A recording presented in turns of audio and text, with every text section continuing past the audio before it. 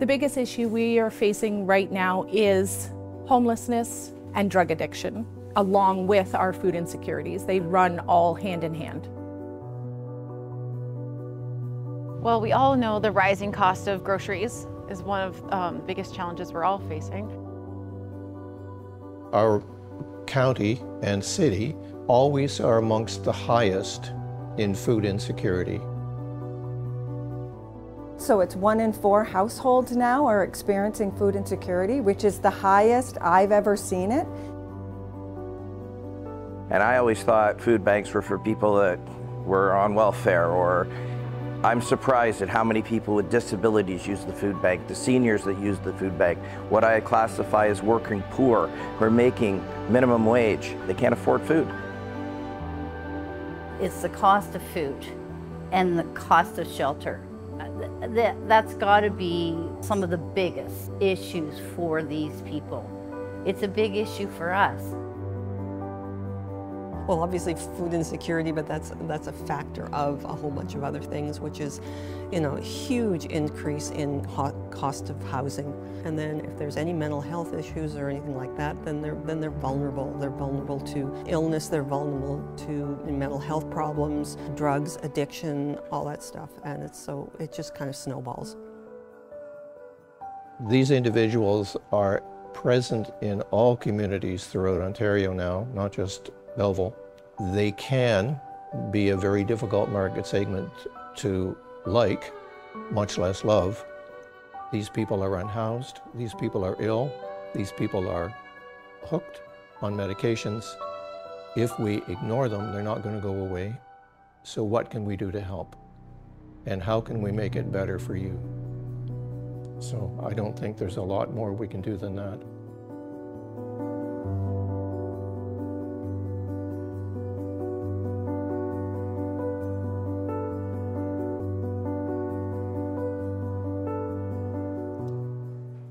My name is Sabrina Miracle, and I work for St. Matthew's. We run an outreach program called Matthew's Table, and we work with people who are suffering from food insecurities. First, I come in and I start the meal. We open the doors here at 11:30 for people to come in. They start social time, coffee, tea, juice, and then we serve the meal at noon. The meal runs until 1 o'clock.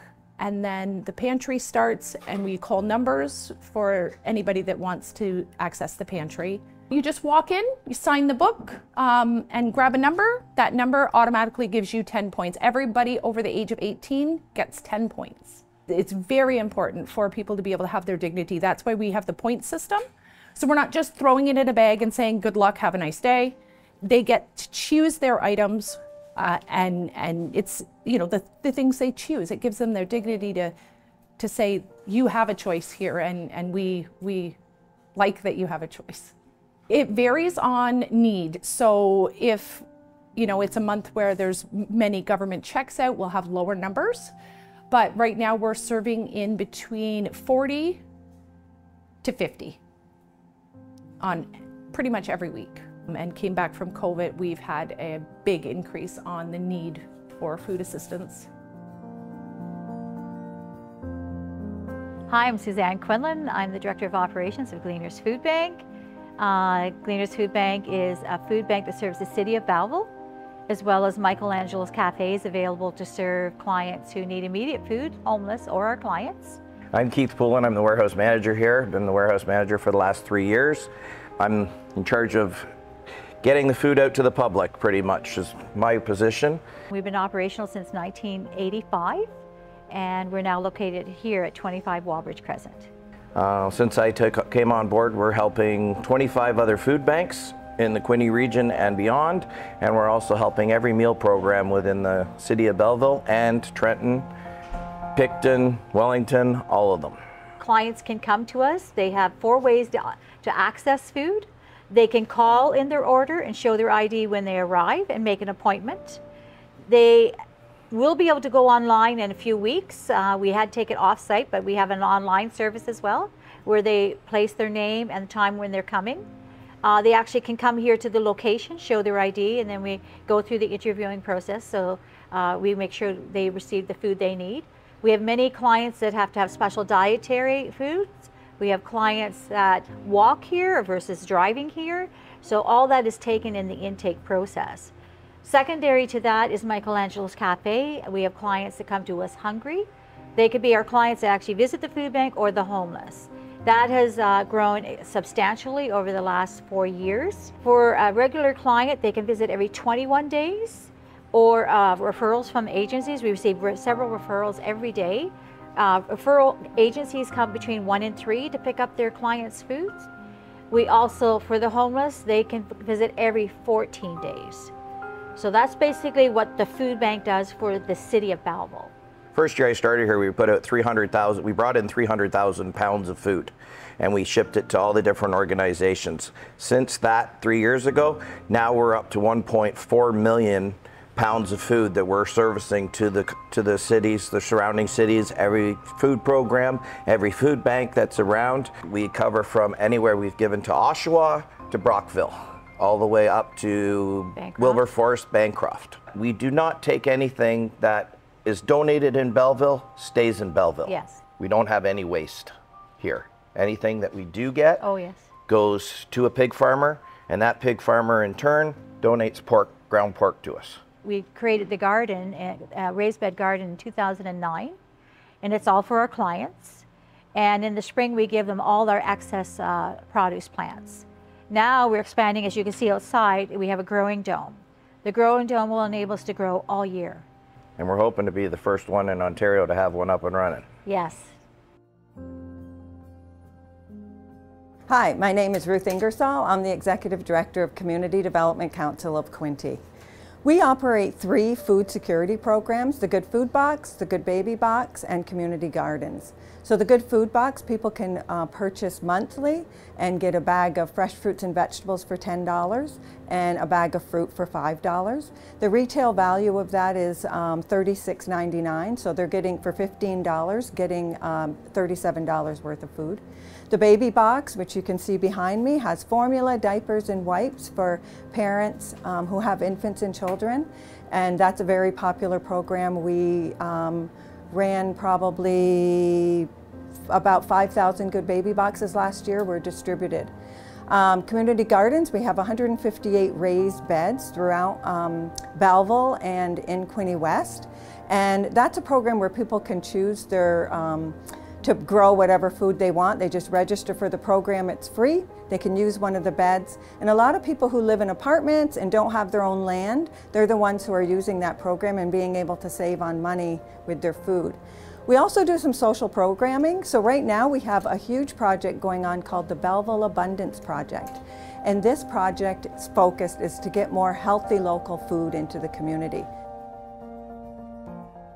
My name is Kelly Brace. I'm the Executive Director of the Learning Foundation. And my name is Vicki Struthers, the Program Coordinator. The Learning Foundation offers programs and services that support students in the Hastings and Prince Edward District School Board and throughout the community to help pave the way through to graduation in a successful way.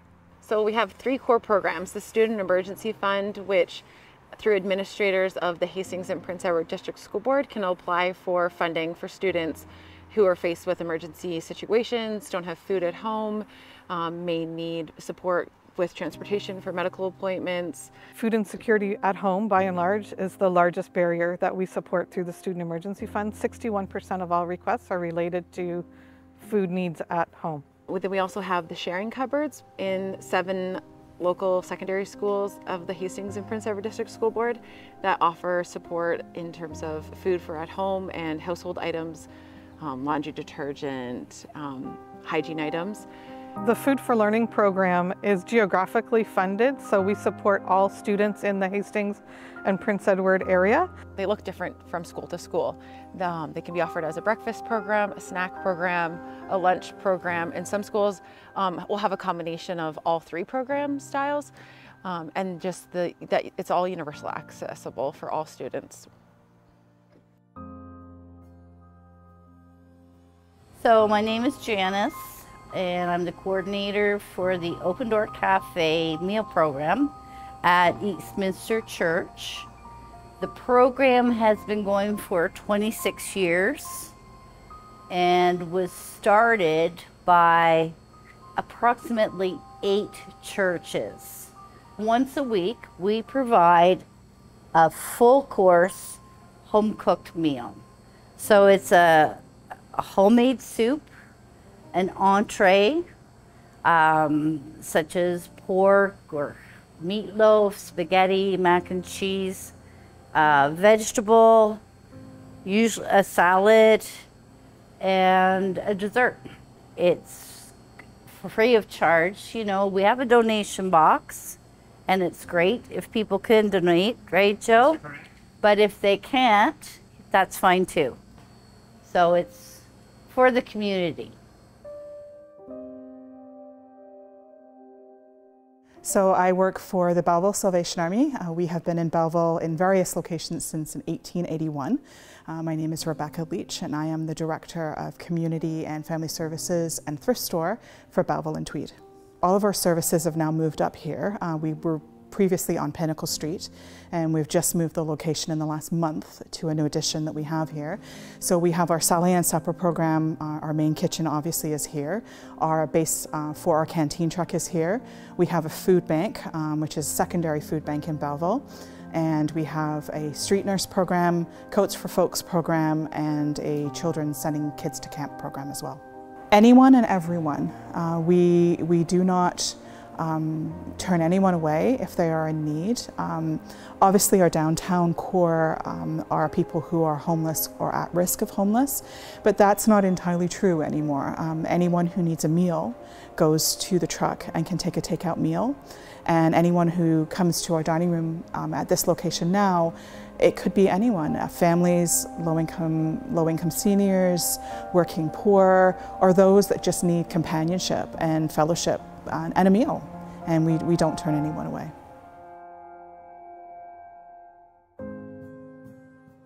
My name is Sheila Stanley, and I'm a parishioner at St. Thomas.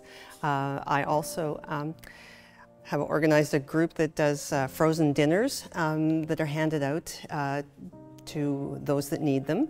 It's called TGIF. We started out doing the frozen dinners here. It made a lot more sense to just do all the cooking at Bridge Street, take advantage of all the bulk buying and everything. And what we do now is they have a pretty good idea of just a flat rate of how much each dinner costs. You know, just amortize all the different recipes that we have, and they have a flat rate. So they just bill us for that ingredient cost per dinner. So if we cook like 125 dinners, then they just invoice us for the ingredients for 125 dinners, and it's very simple. It's a great relationship, and I really love the fact that, you know, we've got 2 churches, you know, we've got 2 organizations across the street, and we don't care, you know, who's got their name on it and what the politics are and everything. It's just, we have hungry people to feed, let's do it the best way we can.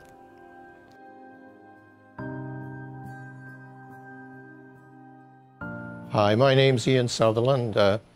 For a dozen years I was one of the co-coordinators of the meal program here at Bridge Street United Church.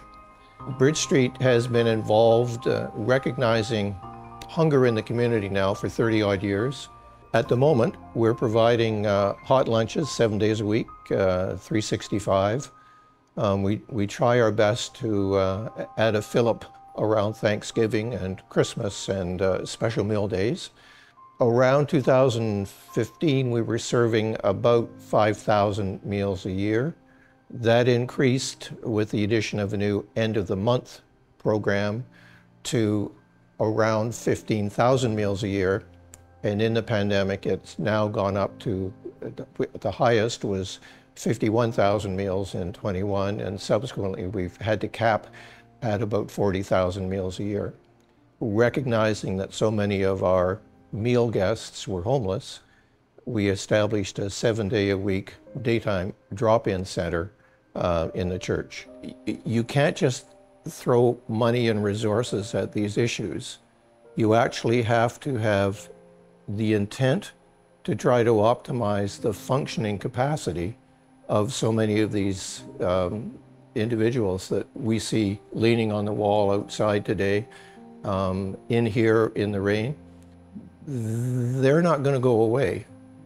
And the key really is to try and interrupt the behaviors, to replace those behaviors with other behaviors that are more healthy.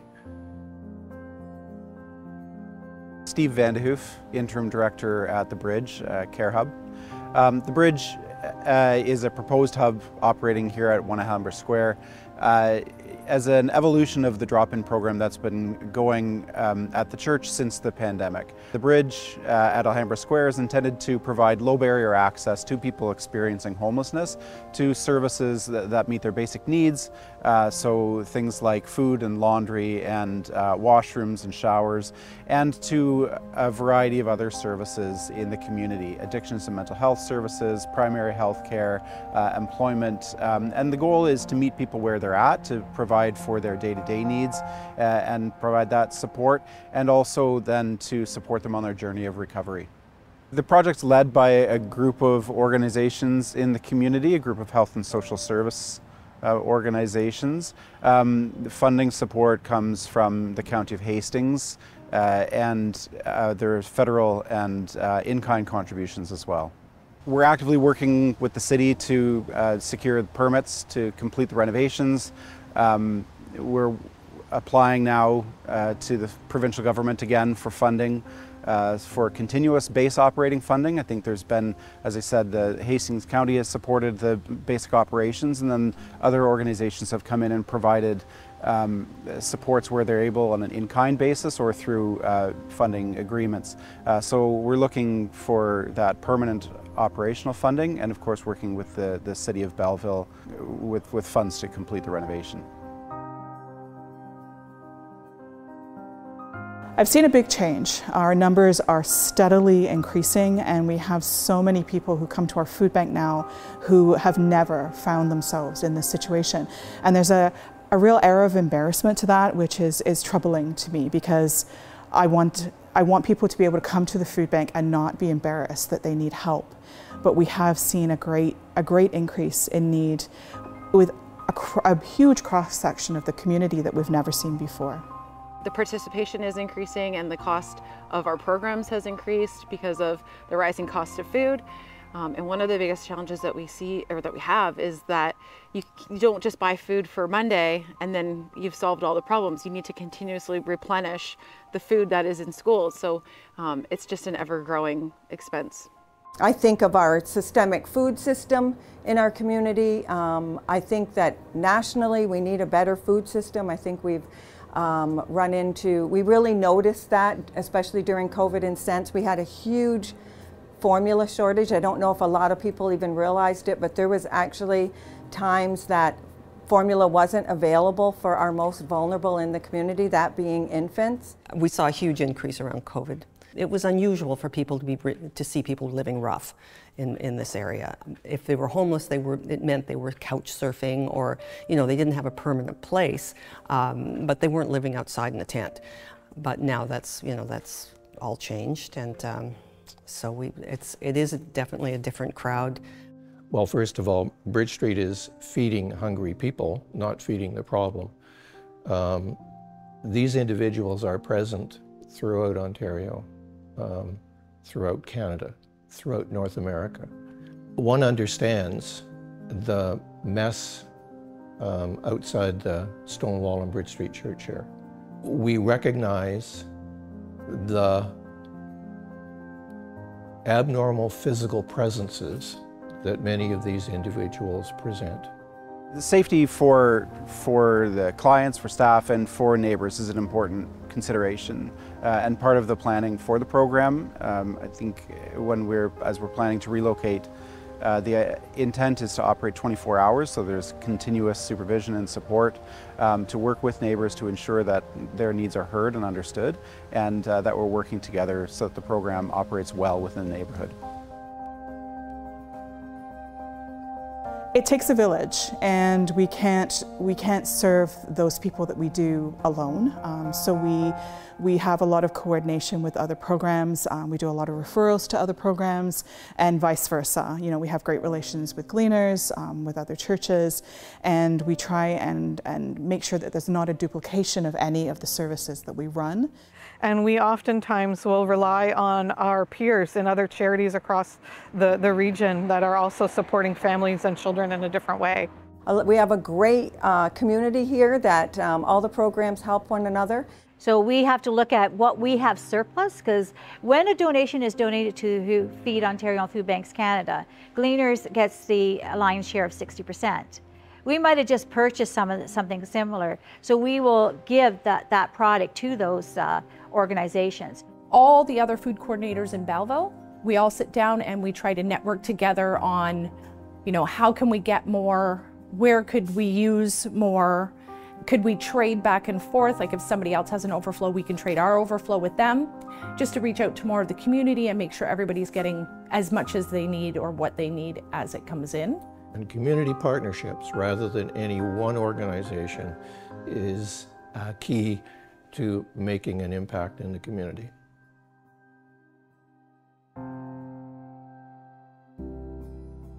Yeah, the big lofty goal, of course, would be for us to be out of business. We would love to see that hunger and food insecurity wasn't an issue for anyone. In the meantime, our goal is, like I said, to make sure that we can pave the way to make access to graduation accessible to all children. We know people are getting hydro shut off. We know people are getting evicted. We know people are going hungry. And what keeps me going is that the goal is that no one would have to go hungry. No one would have to, no child, no person would have to worry about not having a place to sleep tonight. The motivation I have for the program is I've suffered from food insecurity. It's not a good feeling. Sometimes when you step into the environment of having to ask for services, they're not as friendly as I'd like them to be. There's a million questions. You feel belittled. You feel like you've done something wrong. You've mismanaged your money. I didn't want people to feel the way I was made feel. I want the stigma of asking for help to be lessened with people. We all need help. We've all been in situations where life happens, and I want, especially this building, since we've moved here, I want it to be a place where people are welcome, people have dignity, and can come and get the help they need and not be embarrassed to do so. My personal motivation is I enjoy seeing the smiles on these people's faces. I enjoy seeing them enjoying their meal. Absolutely. For me, that's the biggest thing, and I always go around and say hello to everybody at their tables. For myself and for the group of organizations, it's a real commitment to a rights-based approach. People who are experiencing homelessness, people who are struggling with addiction, people who have mental health challenges, we all have a right to access services. We all have a right to have housing and to live with dignity and respect in the community. And so the program is a way of providing services in a way that meets those particular needs. If you're hungry, we feed you, the end. If you can keep one person, if you can keep somebody alive for another day, then there's always hope, Recognizing that so many of the individuals who come through here need help, need a face that looks at them with some acceptance and affection, that enables these individuals to know that there is a safe place for them, safe in many dimensions. Spreading God's love, spreading kindness to people, and planting that seed of hope with people is very much forefront for both the Salvation Army and myself too. So I was very lucky that I had all that support around me. And I see, because I've been here long enough, that it's getting the less skill sets and care is happening to many individuals. And that's why I do it, because it breaks my heart that children go hungry.